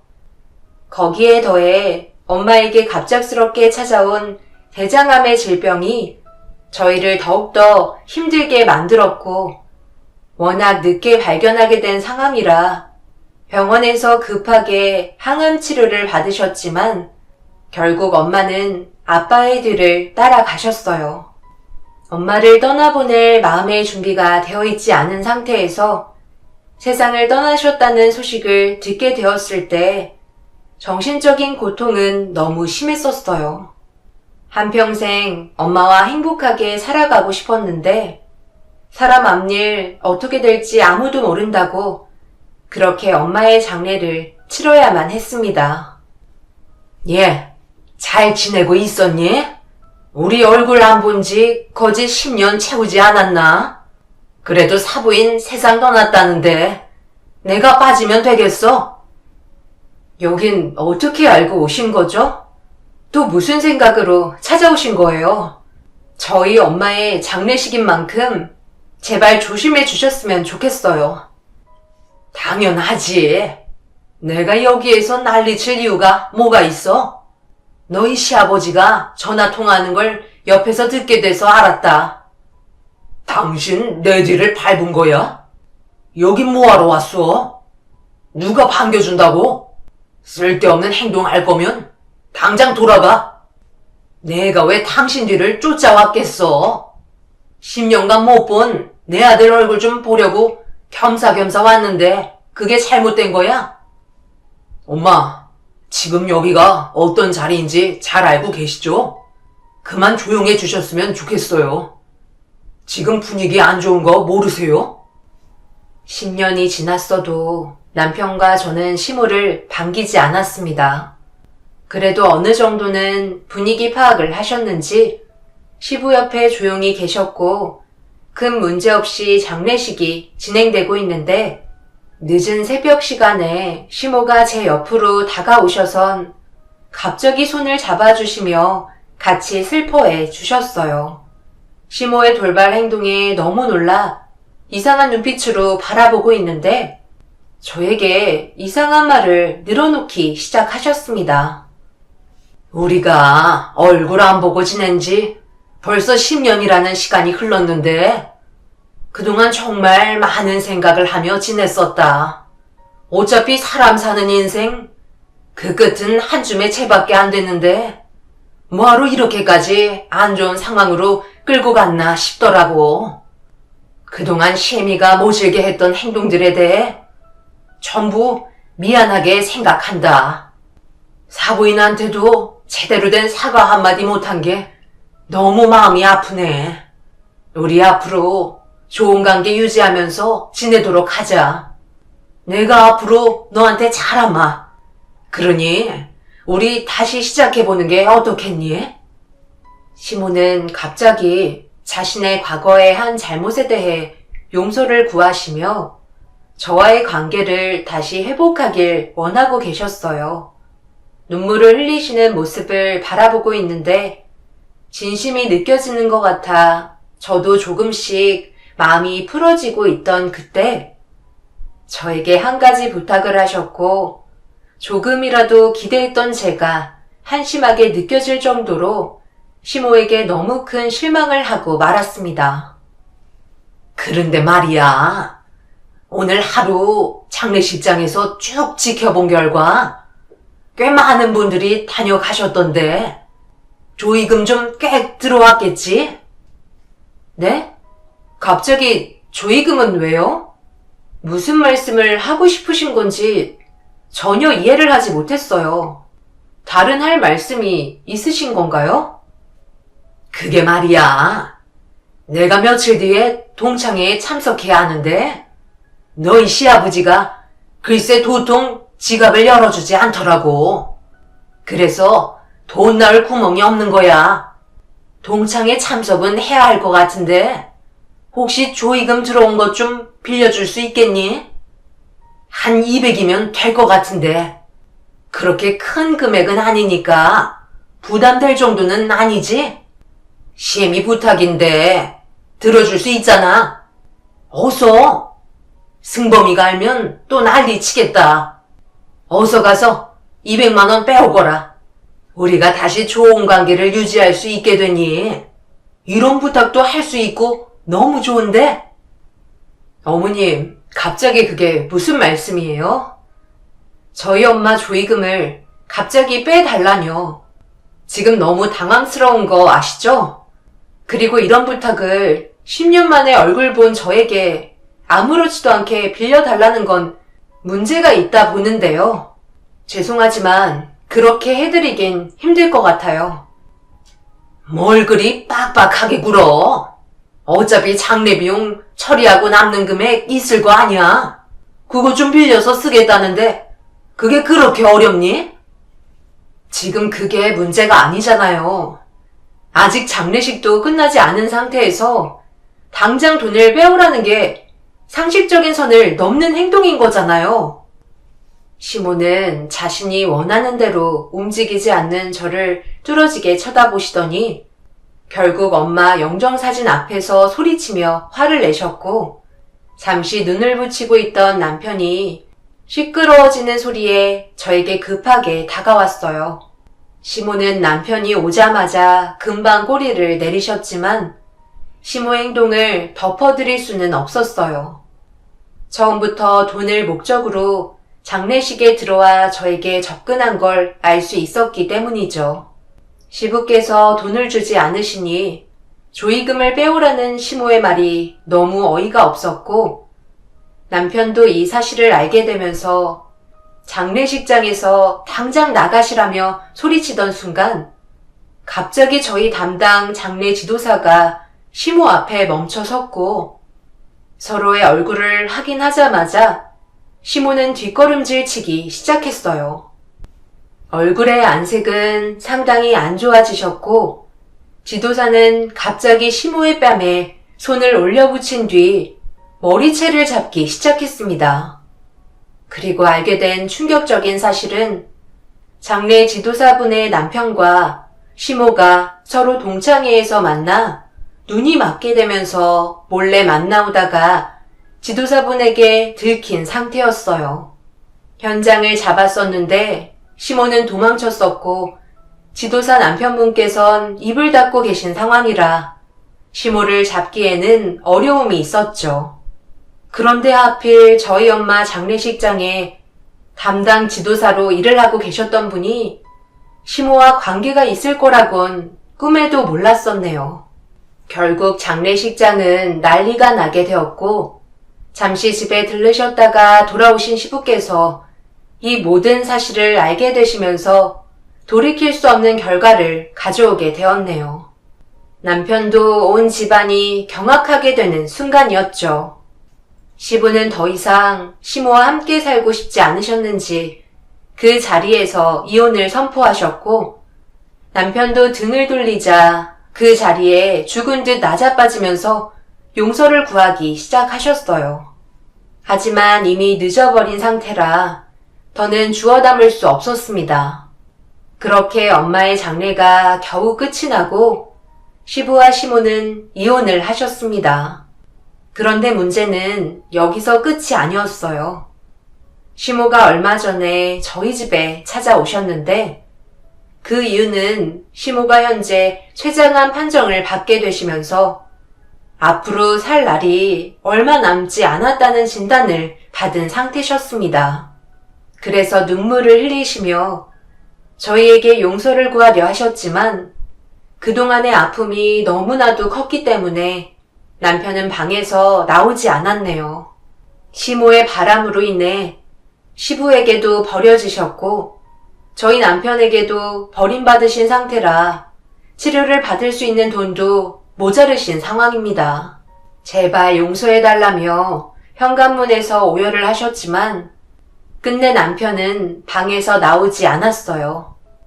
지금 저희가 겪고 있는 이 사태를 어떻게 수습하고 마무리를 지어야 할지 모르겠습니다. 시모가 저에게 그동안 했던 잘못들을 생각하면 너무 화가 치밀고 마음이 아픈데 막상 세상 떠나실 날이 얼마 남지 않으셨다는 말에 어떻게 처리해 나가야 할지 모르겠네요. 남편은 장례식장에 발도 들이지 않을 거라며 많이 화가 난 모습을 보여줬지만 제가 봤을 때 속마음은 그게 아닐 거라 생각합니다. 여러분들께서 어떤 식으로 앞으로 시모와의 남은 기간을 정리하면 좋을지 의견 주시면 정말 감사하겠습니다. 제 사연 들어주신 분들 오늘 하루도 힘내시고 하시는 일이 무엇이든 잘 되실 수 있기를 기원 드리겠습니다. 감사합니다.